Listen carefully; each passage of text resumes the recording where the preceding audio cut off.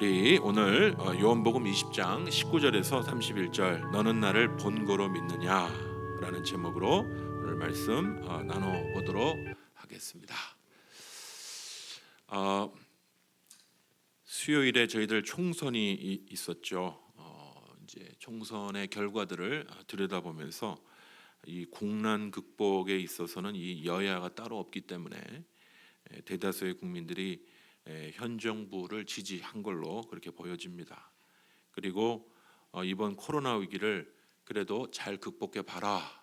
이게 이제 국민의 이제 부탁이었다 이렇게 생각이 듭니다만은 이 지역적으로 보면 이 정당 지지가 분명하게 나눠져 있는 이런 모습들을 볼 때 현 정부에 대한 반대 의견도 많이 있다라는 걸 우리가 기억하고 이 현 정부가 계속 이 국민을 통합하는 하나로 묶는 일들에 자신의 소임을 잘 감당하고 특별히 정말 이 국난이라는 게 이런 겁니다. 정말 우리가 어떤 일이 다가올지를 모르는 국난 가운데 이제 앞서 있는데 어떻게 보면 태풍의 눈 가운데 머물러 있는지 몰라요.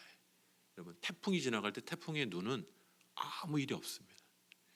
태풍이 지나갈 때 태풍의 눈에 머물러 있는 그런 시기인지도 모르는데 국난 극복에 최선을 다할 수 있도록 여러분 계속적으로 나라와 민족을 위해서 깨어서 기도하시는 우리 성도님들 되시기를 간절히 부탁드립니다. 여러분 이 많은 분들이요 이 현대 이 미국을 이 9.11 사태 이전과 이후로 나누어 설명합니다. 이게 뭐냐면요 이 뉴욕에 이제 쌍둥이 빌딩이 있죠. 이게 이제 미국의 어떻게 보면 이 국력 자본력의 상징인데 이걸 공격한 거죠. 이거 어떻게 보면 자본주의에 대한 정면 도전이었던 것이죠. 근데 중요한 것은 이 테러 이후에 이 세계 경찰 국가였던 이 강력한 힘을 자랑했던 미국이 휘청되는 모습을 보였다는 사실입니다.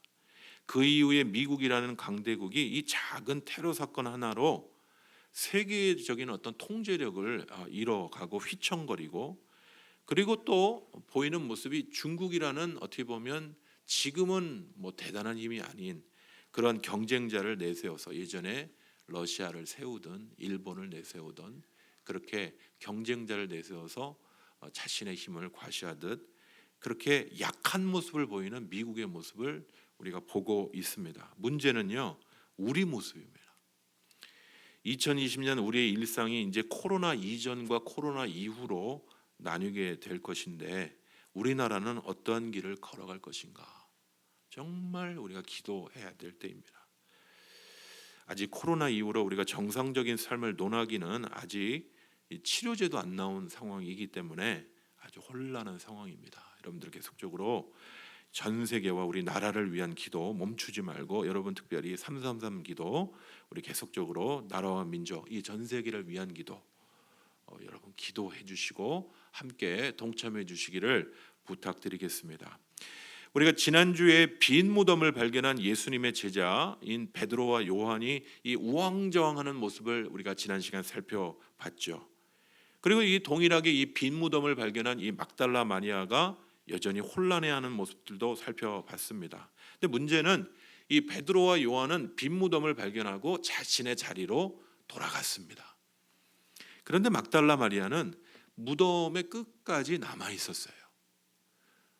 빈 무덤이고 예수님의 시신이 사라져 있는데 그 자리를 떠나지 않고 그 자리에서 뭔가를 기다려. 우리 주님, 사랑하는 주님을 그 시신을 누가 가져갔나? 막달라 마리아는 그 자리에 머물러 있었던 것입니다. 그리고 이 막달라 마리아가 부활하신 예수님을 직접 만나죠. 그리고 이 막달라 마리아는 믿음의 확신을 얻게 됩니다. 부활하신 예수님을 알아보기 어려운 그런 모습이었어요. 그런 위험 있는 어떤 모습이었죠. 그러나 예수님이 평소에 이 막달라 마리아를 부르던 목소리, 마리아야, 마리아야, 그 부르시는 그 음성을 듣고 이분이 모습은 좀 달라져 있지만은 사랑하는 내 주님이시구나. 양이 그 목자의 음성을 알듯이 그 주님을 확인하고 그녀의 믿음이 확신을 얻게 됩니다. 지난주 우리가 살펴봤던 20장 16절에는 예수께서 앞에 화면에도 띄워놓았습니다. 예수께서 마리아라 마리아야 하시거늘 마리아가 돌이켜 히브리 말로 라보니 하니 이는 선생님이라 하는 말이라. 이렇게 지난 시간에 우리가 살펴봤습니다. 지난 금요기도회 때 저희가 이제 교리 중심으로 말씀을 나누고 있는데요. 이제 엊그제는 믿음이라는 주제에 대해서 나누었습니다. 여러분, 믿음은요, 성령 하나님께서 신자들에게 부어주시는 하나님의 선물입니다. 특별히 성령께서 예수님에 대해 말씀을 우리가 읽을 때 성령께서 이 빛이 비치듯이 우리의 심령에 비춰주십니다. 아, 이게 이 뜻이구나. 성령께서 우리의 심령에 빛을 비춰줘, 조명이라는 단어를 쓰죠. 조명해 주시는 거죠. 그리고 우리의 심령에 확신을 성령께서 주십니다. 무엇에 대해서요? 예수님이 행하신 십자가와 부활의 사건에 대해서 우리 한 사람 한 사람이 그것이 나의 것이 될 수 있도록, 예수님의 십자가 사건과 부활은 팩트입니다. 사실입니다만은 그 사실이 내 안에 깨달아질 수 있도록 성령께서 역사하시는 거예요. 성령께서 역사하셔서 이 예수님과의 연합을 이루어 주십니다. 예수님과 꼭 중매하는 중매쟁이처럼 성령께서 예수님으로 우리를 연합시켜 주세요. 그래서 하나님의 그 놀라운 사랑과 자비를 누릴 수 있도록 이 하나님을, 예수님을 바라보도록 성령께서 도우십니다. 그래서 우리로 예수님을 바라보고 그 놀라운 구원, 내가 서 있을 자리에 주님이 서 계신 그 놀라운 구원을 이 트레이드하는, 그죠? 나의 죄의 옷을 주님이 입으시고 주님이 그 의로운 옷을 나에게 입혀주시는 그 놀라운 십자가의 것이 나의 것이 되면 그걸 믿음으로, 은혜로 얻게 되었음을 성령께서 우리 가운데 알려주시고 그 구원 가운데 기뻐하고 그 구원 가운데 즐거워하며 살도록 우리를 도와주시는 줄 믿습니다. 여러분의 BC와 AD는 언제입니까? 여러분, BC가 뭐죠?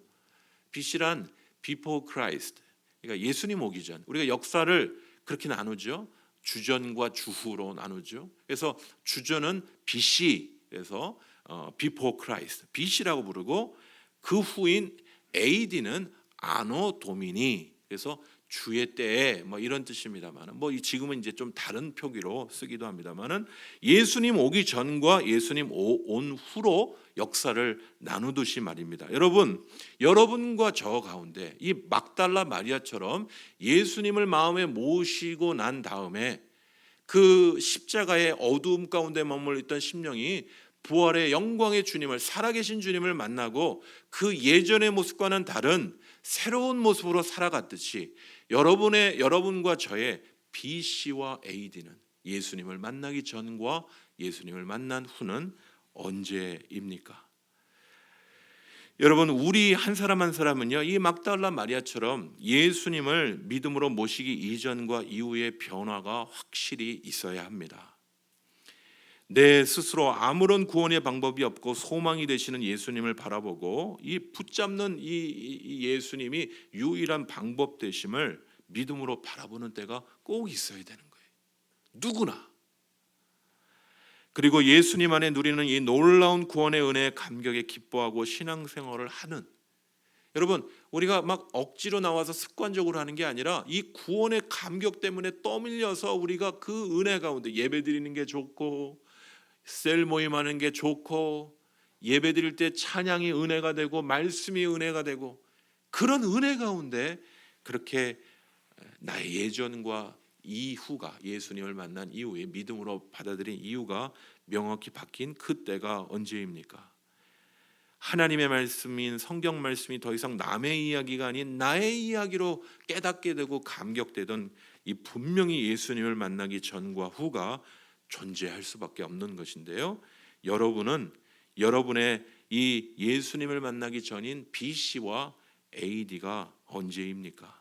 이 막달라 마리아는 예수님을 만난 이후에 그녀 인생에 아주 중대한 변화를 맞이하게 됩니다. 이제 예수님이 부활하셔서 살아계심을 확신하게 되었던 것이죠. 그러면 이 다른 제자들은 어땠을까요? 이 제자들의 심적인 상태를 나타내는 표현이 이 19절에 나와 있습니다. 앞에 보면요, 요한복음 20장 19절에 보면 이날 곧 안식 후 첫날 저녁 때에 제자들이 유대인들을 두려워하여 모인 곳의 문들을 닫았더니라고 이야기합니다. 제자들은 예수님이 십자가에 돌아가신 이후에 두려웠습니다. 무엇보다도 십자가로 몰아쳐간 이 세찬 이 유대 종교 지도자들의 이 살해 위협에 두려워하면서 문을 꽁꽁 닫고 있었던 것이죠.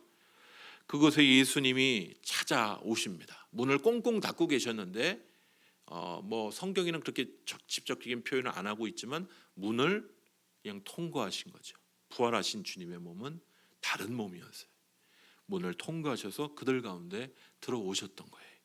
그리고 그들에게 평강이 있을 것을 말씀하십니다. 그리고 손과 옆구리를 보여주시며 그들을 위로하시죠. 그들은 너무너무 기뻐합니다. 오늘 요한복음 20장 19절 하반절에서 20절 보면 예수께서 오사 가운데 서서 이르시되 너희에게 평강이 있을지어다 이 말씀을 하시고 손과 옆구리를 보이시니 제자들이 주를 보고 기뻐하더라라고 얘기합니다. 여러분, 이 우리의 이 불투명한 미래 그리고 교회를 향한 세상의 질타를 듣고 우리의 얼굴들이 꼭 이 제자들의 얼굴처럼 어두워져 있는 요즘입니다. 세상이 교회를 향해서 아주 혐오스러운 그런 느낌을 이야기하죠. 우리는 그런 모습들을 보면서 두려워합니다. 두세 사람이 모이면 교회 얘기 나오면 괜히 꺼림직해요. 그렇죠? 교회 걔네들 왜 자꾸 모여갖고 꼭 교회를 신천지 비슷하게 얘기하죠. 그러면 교회 다닌다는 얘기를 했다가도 입을 싹 닫죠. 문을 닫듯이. 우리의 마음 문을 굳게 닫고 있는 우리의 모습 아닌지 모르겠습니다. 우리의 믿음이 낙엽처럼 흔들리는 때이죠. 2020년 코로나로 벌어지는 현상 속에서 더욱 그리스도인은 우리들의 마음의 문을 꽁꽁 닫고 있지 않나 모르겠습니다. 주님은 그러한 우리의 두려움과 염려를 아시고 제자들을 찾아오셔서 평강을 전하시듯 우리에게 평강을 전해 주시는 것이죠. 여러분, 예수님이 제자들에게 말씀하십니다. 오늘 20장 21절 20절에 보면 예수께서 또 이르시되 너에게 평강이 있을지어다 아버지께서 나를 보내신 것 같이 나도 너희를 보내노라 이 말씀을 하시고 그들을 향하사 숨을 내쉬며 이르시되 성령을 받으라. 예수님은 제자들에게 평강을 다시 붙잡도록 하십니다. 그들이 꽁꽁 문을 닫고 유대인들을 두려워하여 숨을 것이 아니라 그들은 사명을 받은 자라는 걸 알려주시죠. 부활의 증인으로 세상 가운데 보내졌음을 주님은 다시 깨닫게 하십니다. 바로 하나님 아버지께서 예수님을 이 세상에 사명을 주셔서 보내주셨듯이 십자가의 고난을 통하여 부활의 영광에 이른 사명을 감당하게 하셨듯이 이제 예수님도 그의 제자들을 세상에 보내신다, 파송한다, 아포스톨로스. 그래서 이제 파송한다라는 뜻이죠. 그런데 이 파송하는 일에는 전제가 있습니다. 오늘 성경 말씀에 뭐라고 얘기하고 있죠? 성령을 받으라. 같이 외쳐보시겠습니다. 성령을 받으라. 성령을 받으라. 성령을 받으라는 게 세상에 파송되기 전에 제자들의 전제 조건이에요. 여기 숨을 내쉬다. 주님이 숨을 내쉬죠. 숨을 내쉬죠. 이 숨을 내쉬다라는 이 엠프시오라는 이 단어는요. 창세기 2장 7절에 보면 하나님이 아담을 만드시고 코에 생기를 불어넣으시던 그 생기예요. 70인역에 보면 그렇게 나옵니다.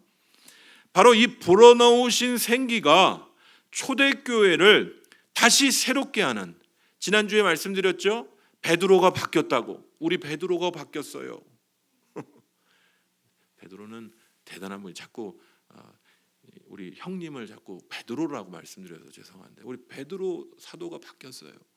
여러분 십자가에 잡히시는 때 얼마나 쫄장부 같습니까? 그죠? 성령 받은 베드로는 바뀌었던 거예요. 담대하게 고넬료 이방인 신자 앞에 설교하는 그 바뀐 베드로 말입니다. 여러분, 이 초대교회에 하나님께서 성령의 생기를 불어 넣으시니까 지금 생기 없는 우리의 얼굴들, 그죠? 이 생기 없는 교회의 모습들, 2020년 생기 없는 우리의 모습 가운데 꼭 주님께서 생기를 불어 넣으시듯 주께서 초대교회 가운데 그 성령의 생기를 불어 넣으시니까 죽어 있는 것 같고 끝난 것 같은 초대교회 성도들이 바뀌는 거예요. 여러분, 성령 받은 사람은 더 이상 옛사람으로 살지 않습니다. 그들은요, 성령의 임재를 따라 새로운 피조물로, 새로운 사명으로 세상 가운데 살기 때문인 것이죠. 여러분, 2020년 이 약해진 영적 체질에, 저는 2020년 우리의 체질, 영적 체질을 보면 정말 이 감기 바이러스에도 내가 교회를 가야 되나 말아야 되나 고민하는 우리의 약해진 체질을 보면, 공산당의 그 총뿌리 앞에서 내가 예수님의 성화를 밟을 것이냐 말 것이냐 고민했던 우리의 믿음의 선배들의 신앙 앞에서, 감옥에서 신사참배를 반대하고 옥고를 치르던 그런 신앙의 선배들의 믿음 앞에서 너무 약해져 있는, 훅 불면 날아갈 이런 작은, 이 약해진 이 조국 교회와 이 우리 사랑하는 몸된 교회의 약해진 모습 속에서 우리가 지금 구해야 될 것이 무엇일까요? 여러분, 더 주님, 물질적인 안정을 두시면 주님 앞에 더 가까이 갈 수 있습니다. 육신적인 건강을 구해야 될까요? 더 건강하면 100세까지, 여러분 100세까지 사는 것이 축복입니까? 재수 없으면 120살까지 산다던데. 난 돈도 없고 뭐도 없으니까 빨리 갔으면 좋겠다, 뭐 이렇게 생각하시는 분도 계시지만, 여러분, 오래 사는 것만이 좋은 거 아니에요. 여러분, 우리가 간구해야 될 일은 물질적인 어려움에서 벗어나거나 대박이 지금 뻥 터져갖고 사업 대박이 딱 터졌어요, 그런 성공을 구해야 될 것이 아니라, 이런 건 덤으로 오는 거예요. 덤으로 오는 겁니다. 우리의 메마른 심령에 성령 하나님의 임재, 성령 하나님을 따라 살도록 성령의 충만을 오늘 말씀하신 대로 제자들에게 숨을 내쉬며 생기를 불어넣으시며, 왜 이렇게 축 처져 있니 제자들아, 성령을 받으라, 성령 충만을 받으라 말씀하신 주님처럼 오늘 축 처져 있는 제자들에게 성령의 기운을 불어넣으시듯 성령의 충만을 구해야 하는 것입니다. 여러분, 성령 충만이 성공의 지름길이라고 말씀드리는 거 아니에요. 여러분, 저는 늘 의문 아닌 의문이 있어요. 예수 잘 믿고 너무 신앙생활 잘 하시는데 너무 고생하시는 성도들을 제가 자주 봅니다. 왜 저분은 잘 안 풀릴까? 그런데요, 그분은 행복한 분이에요. 예수 안에 있는 게 행복한 거예요. 여러분, 성령 충만이라는 것은요, 삶의 고난 속에서도 이 살아계신 주님, 부활하셔서 살아계신 주님이 나와 함께 하심을 경험하는 거예요. 내 삶이 뭐 잘 안 풀려도 주님이 나와, 주님 내 안에, 내가 주 안에, 살아계신 주님이 나와 함께 하시는 이 놀라운 감격이 있는 자인 것이, 이 가평에서 이 모기버섯이라는 것을 재배하시는 한 권사님의 간증인데, 이분의 삶이 아주 드라마틱합니다. 결혼 전에는 이제 문제 없이 살던 분이셨는데 결혼하고 나서 온갖 고생을 다 했어요. 하지만 이런 어려움이 오히려 믿음이 흔들리는 기회가 된 게 아니고 오히려 주님 앞에 더 가까이 가는, 그리고 믿음의 자양분이 되는, 그죠? 어려움이 오히려 믿음의 자양분이 되면 튼튼한 견고한 믿음이 되는 것이죠. 이분은요, 자기 자녀를 잃었습니다. 자기 자녀를 잃고 신앙의 길로 들어섰어요. 그리고 남편의 외도로 성경을 보기 시작했다고 합니다. 그리고 남아있는 한 자녀가 너무 아파요. 그래서 주님을 더 알기 원했고, 마지막으로는 자기에게 있는 이 사업이 부도가 난 거예요. 그래서 가평으로 그렇게 사업을 하시게 됐는데, 그 일들 때문에 주님을 더 많이 이해하고 주님을 더 가까이 하고, 그리고 자신의 어려움과 고난을 통해서 자신의 이야기를 조금만 풀어놔도 다른 사람들이 자신과 동질감을 느끼는 거죠. 그래서 그 교회 안에서 얼마나 큰 은혜를 누리는 교회 리더로 성장했는지 모른다, 그런 고백을 합니다. 곰곰이 따져보면 고난, 예수 믿고 성령 충만 받고 성령의 은혜 가운데 사는데 왜 어려움이 있나?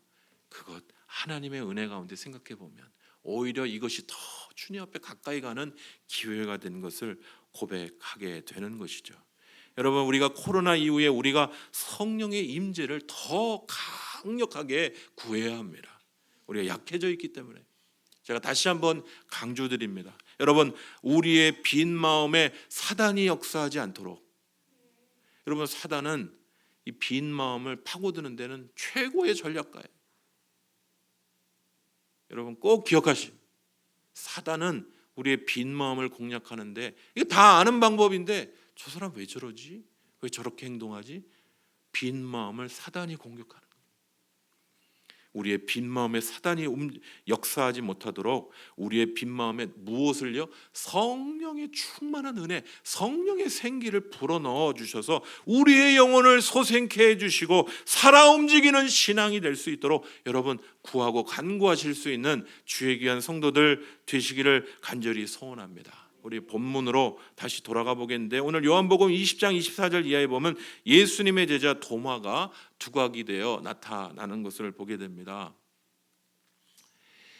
20장 24절에 보면 12제자 중에 하나로서 디두모라 불리는 도마는 예수께서 오셨을 때 함께 있지 아니한지라. 예수님의 제자 이 도마는요, 예수님이 부활하셔서 제자들에게 나타나 보이셨을 때 함께 있지 않았다라고 얘기합니다. 여기 성경의 표현 이제 미완료라고 얘기하는데, 그가 이전에도 계속 제자들과 함께 있지 않았다는 거예요. 이때만 그런 게 아니고 자주 믿음이 흔들리고 자주 예수님의 제자들과 함께하지 않았다는 거예요. 왜 이 계속적으로 이 믿음의 자리에서 이탈해 있었을까요? 예수님이 총회하시던 이 재정을 맡던 가룟 유다가 어느 날부터 제가 아까 틈을 파고드는 사단 이야기를 드렸죠. 어느 날부터, 그건 언젠지 몰라요. 어느 날부터 예수님께 대한 불만을 조금씩 키워가죠.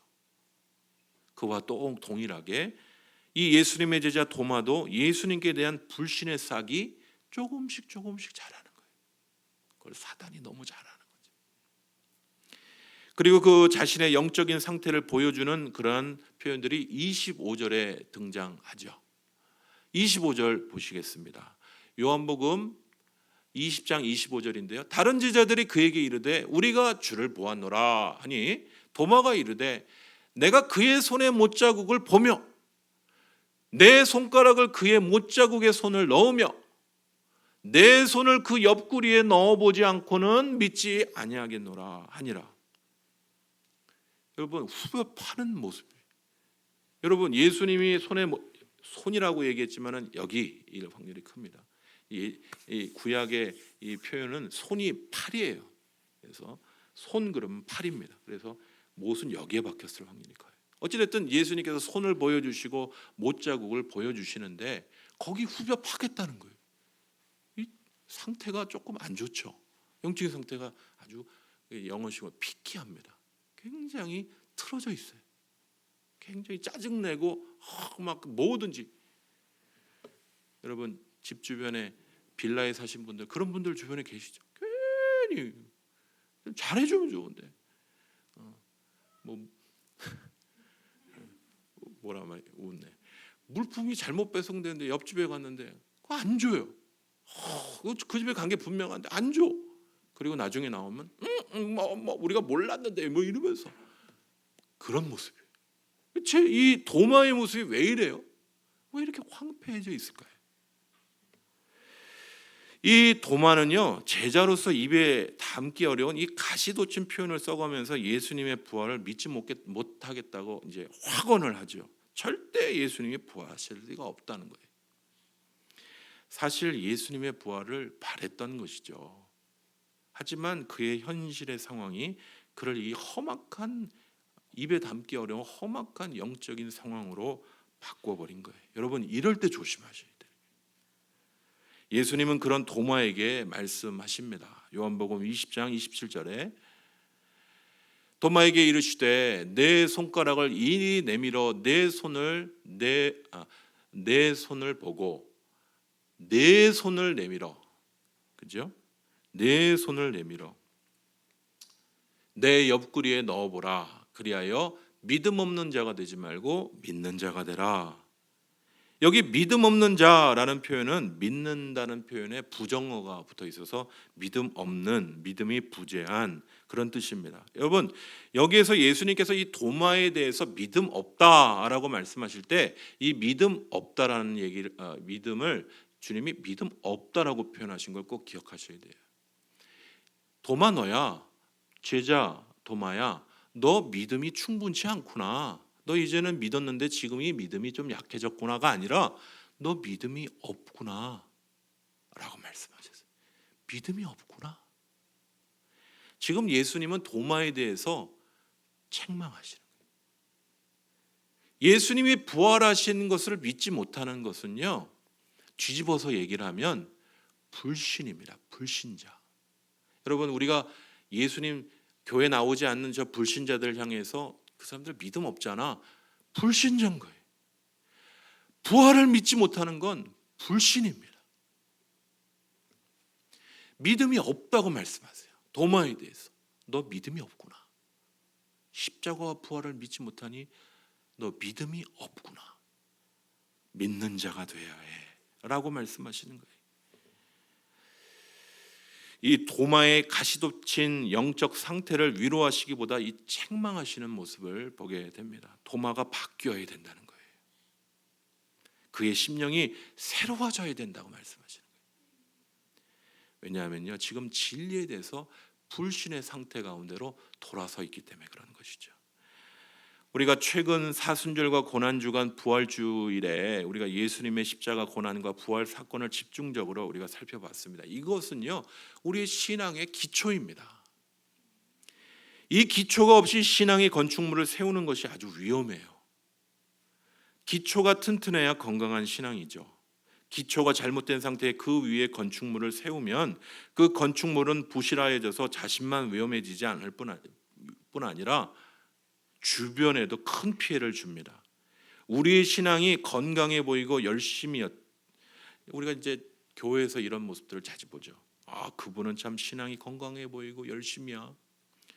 그런데 어느 날 아침, 하루아침에 실족하고 넘어져서 교회에 큰 피해를 주는 행동과 말을 하게 되는 것이 믿음이 없는 모습, 잘못된 기초 위에 서 있는 모습. 여러분, 우리가 다 약한 사람들이에요. 여기 앉아있는 성도님이나 저나 다 약한 자들입니다. 실수가 많고.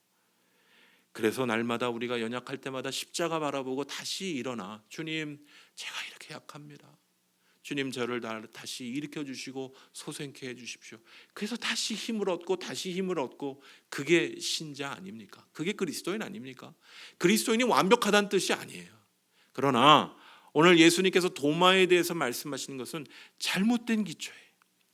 그의 신앙이 어떠한 모습이든 그의 기초가 예수님의 죽으심과 예수님의 십자가와 부활에 기초하지 않으면, 그리고 뭔가는 쌓으긴 쌓아놓는데 그 열심과 그 노력과 주님을 사랑하기도 했지만, 예전에 사랑하기도 했지만 그 기초 자체가 잘못됐기 때문에 그 기초, 잘못된 그 신앙이 쌓은 것은 하루아침에 무너지거나 하루아침에 불과 같은 시험 가운데 없어져 버릴 잘못된 신앙이 되는 것이에요. 여러분, 오늘 도마에게 말씀하신 이 말씀을 주목해 보셔야 됩니다. 오늘 주님께서는 이 도마에게 오늘 앞구절에 뭐라 말씀하십니까? 손가락을 내밀어서 내 손을 보고 내 손을 내밀어 내 옆구리에 넣어보라 말씀하십니다. 사랑하는 성도 여러분, 우리의 신앙이 예수님의 십자가를 만져야 됩니다. 다시 한번 말씀드립니다. 우리의 신앙이 여기 계신 어리건 나이 드시건 누구나 예수님의 십자가를 만져야 돼요. 저 십자가가 나를 위한 십자가임을 경험해야 돼요. 그 거친 십자가를 경험하고 예수님이 부활하심이 나의 부활임을 경험하는, 예수님의 부활이 나의 부활임을 경험하는 은혜가 없이 그냥 교회에 왔다 갔다, 어느 날 보니 집사고, 어느 날 보니 안수 집사고, 어느 날 보니 장로가 되고 권사가 되고. 위험한 것이, 나는 비어 있는데, 나의 영성은 비어 있는데 외부에 비춰지는 나의 모습은 뭐 직분자라고는 하는데 속은 비어 있어요. 그러면 위선적인 행동을 하게 되는 거예요. 우리의 기초가 예수 그리스도의 십자가와 부활로부터 시작돼야 돼요. 예수 그리스도의 십자가가 부활이 없는 생명은 믿음이 없는 자입니다. 주님은 이것을 말씀하시는 거예요. 오늘 도마에게 마지막으로 의미심장한 말씀을 말씀하시죠. 너는 나를 본 거로 믿느냐? 보지 못하고 믿는 자들은 복되다. 오늘 요한복음 유난히 이 보다라는 단어와 이 믿다라는 단어를 강조합니다. 여러분, 보는 것이 믿는 걸로 연결되면 좋은데요, 보는 것과 믿는 것이 연결이 안 될 때가 많습니다. 여러분, 예수님 공생의 기간 동안 수많은 사람들이 예수님 곁에서 그의 놀라운 기적을 보았죠. 그러나 예수님을 자신의 구세주로 하나님의 아들로 인정하고 믿지는 않았습니다. 베드로와 요한 그리고 막달라 마리아도 빈 무덤의 기적을 보았죠. 그러나 무슨 뜻인지 어안이 벙벙하고 이해하지 못했던 것입니다. 여러분, 진정한 믿음이라는 것은 어떻게 오는 걸까요? 요한복음 20장 1장에 보면 막달라 마리아가 이른 아침에 예수님이 안장된 무덤에 돌문이 옮겨진 걸 보죠. 요한복음 20장 5절에서 8절에 보면 베드로와 요한이 막달라 마리아의 말을 듣고 무덤에 달려가 보았죠. 그러나 믿지는 못했습니다. 요한복음 20장 8절에 보면 요한이 믿었다라는 표현이 있는데, 이거는 예수님의 시신이 없어졌다는 걸 확인했다는 것이지 이 요한이 믿었다라는 뜻은 아닌 거예요. 왜 그렇죠? 20장 9절에 지난주에 살펴봤듯이, 맞죠? 20장 9절 앞에 보시면요, 그들은 성경에 그가 죽은 자 가운데서 다시 살아나야 하리라 하신 말씀을 아직 알지 못하더라. 성령께서 알려주시지 않으면 본 것을 이해 못하는 거예요. 이 도대체 십자가에 이게 무슨 뜻이지? 이 부활이 이게 무슨 뜻이지? 왜 무덤이 비어있지? 이해를 못하는 거예요. 그래서 성령께서 우리 가운데 조명해 주시고 이 말씀을 깨닫게 하시지 않으면 우리가 예수를 주라 고백할 수 없는 거예요. 믿음을 가질 수 없는 것입니다. 두 제자들은 본 것을 믿지 못했던 것이에요. 20장 10절에 보면 결국 그들이 본 것을 믿지 못했기 때문에 두 제자들이 돌아갔죠. 20장 11절과 12절 14절에 보면 막달라 마리아가 무덤 밖에 서 있다가 구부려 들여다 보죠. 천사들이 앉아 있는 것도 보았죠. 심지어 그녀 뒤에 서 계신 예수님을 보지만 그녀에게는 확신이 없었습니다. 여러분, 이처럼요, 신앙에서 보는 것은 참 중요합니다. 그런데 이 본다고 다 믿는 게 아니에요. 자칫 본 것이 자신의 주관적인 신앙이 되어버리면 나 봤어요. 근데 저 사람은 못 봐요.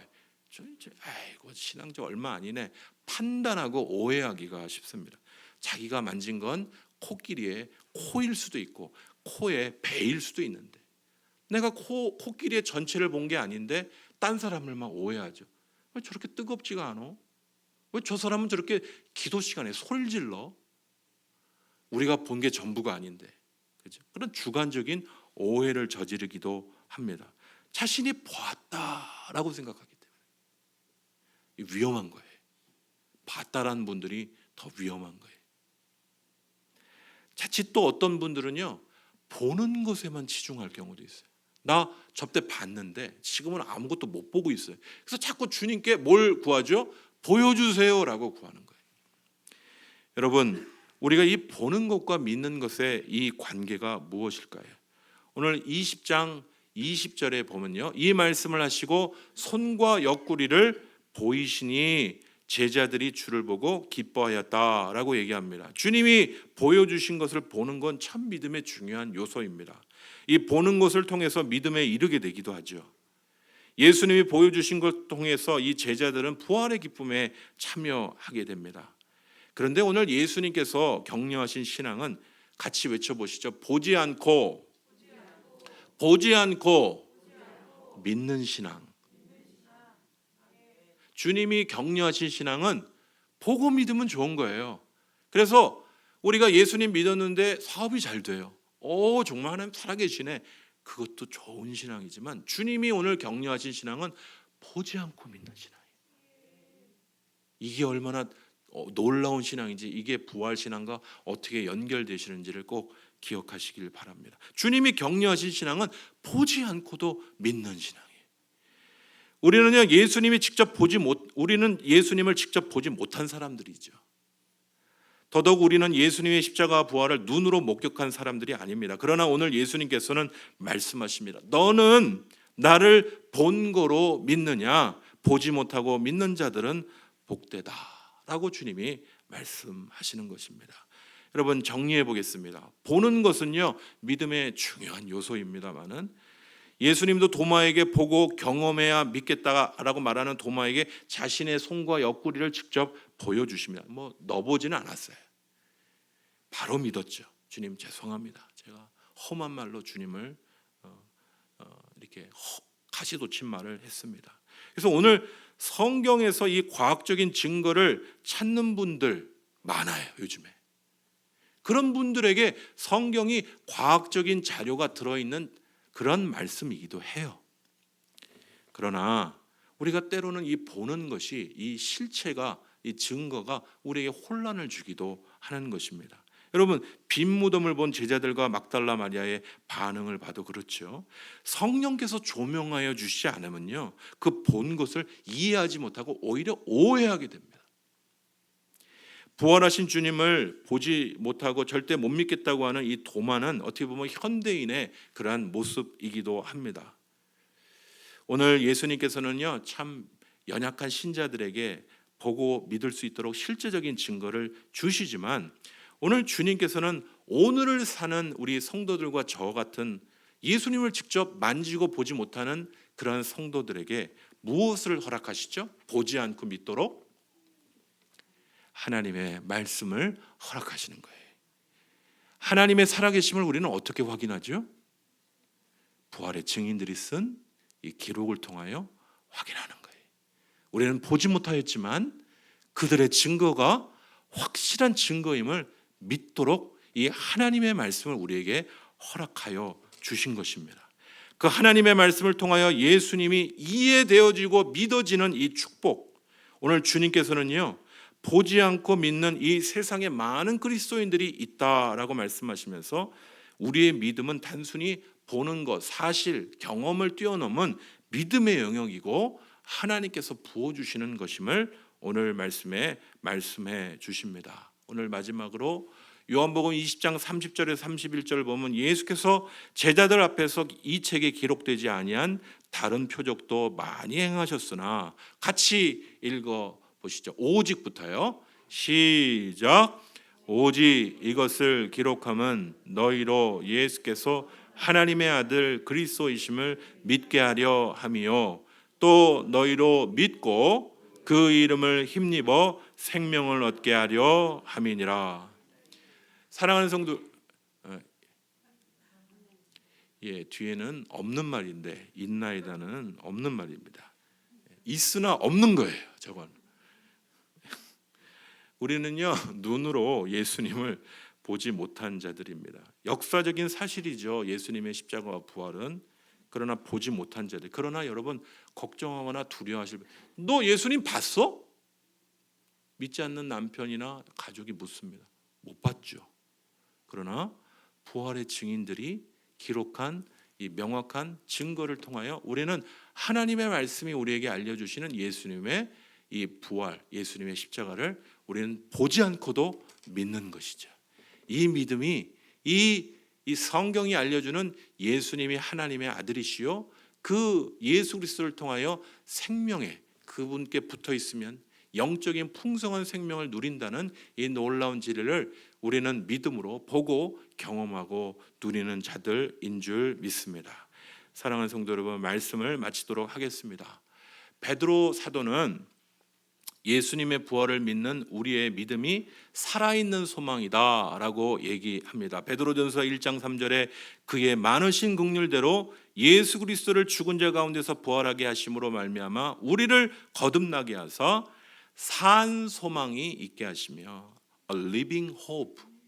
우리의 소망이 죽은 소망이 아니고 살아있는 소망이 되는 것은 예수님의 부활이 살아있는 실제이며 예수님은 살아서 부활의 첫 열매 되심으로 우리의 첫 열매 되시는 주님이 부활하신 것처럼 예수님과 연합된 우리는 주님과 같이 모두 부활의 생명을 가진 소망을 가진 자들인데 이 소망은 죽은 소망이 아니요 살아있는 소망이라 말씀합니다. 주님이 살아계시기 때문인 줄 믿습니다. 박해받고 고통당하는 이 소아시아의 여러 교회들에게 베드로 사도는 위로하고 권면하며 찬송하라고 얘기합니다. 그들이 가진 소망이 살아있는 소망이기 때문인 것이죠. 오늘 시편 16편 8절부터 11절 말씀으로 오늘 말씀을 마치도록 하겠는데요. 제가 읽어드리겠습니다. 내가 여호와를 항상 내 앞에 모시며 그가 나의 오른쪽에 계심으로 내가 흔들리지 아니하리로다. 이러므로 나의 마음이 기쁘고 나의 영도 즐거워하며 내 육체도 안전히 살리니 이는 주께서 내 영혼을 소홀히 버리지 아니하시며 주의 거룩한 자를 멸망시키지 않으실 것임이니이다. 주께서 생명의 길을 내게 보이시리니 주의 앞에는 충만한 기쁨이 있고 주의 오른쪽에는 영원한 즐거움이 있나이다. 사랑하는 성도 여러분, 어떤 상황에서도 우리 주 안에서 늘 강건하시고 흔들리지 않는 견고한 믿음으로 예수 그리스도를 바라보시고 이기고 승리하실 수 있는 주의 귀한 성도들 되시기를 간절히 소원합니다. 우리 같이 기도하시겠습니다.